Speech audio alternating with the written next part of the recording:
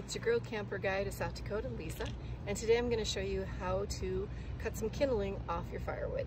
So typically at the campground you can buy little bundles of firewood like that, and they generally come in various sizes, but we need to make some kindling out of it. To do that, you want to try to find in your bundle some nice flat pieces like this, and you want to use a good sharp axe. The one I like to use is the Estwing axe.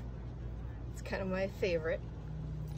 You want to get your piece of wood on a nice flat surface, preferably not stone because that can chip your axe. So dirt, another log, flat log, something like that would be ideal. So what I'm going to do is I'm going to take a good hard strike at it. I'm going to try to strike it up at top, and we'll see if this works. What I'm trying to do is I want to get it embedded into this. It takes a good hard whack. Now I've got it in there. I'm going to pick it up, whole log and the axe all together. And now I'm going to pound it like that. And look how that's going through that log. Really nice. Got it in.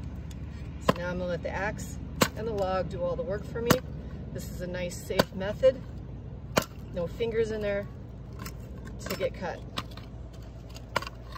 So just keep repeating.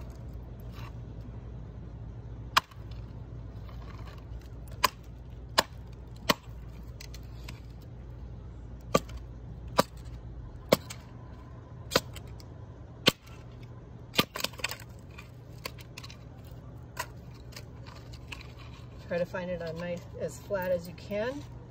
It's okay to hold the log too at the end if you need to.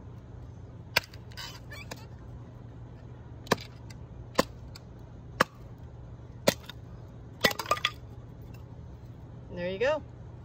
Just keep repeating that. You're going to have a nice little pile of kindling in no time, and that's what you're going to use to start your campfire. If you like this video, share it, like it, and be sure to follow me on the Girl Camper of South Dakota page and in my group of the same name. Thanks.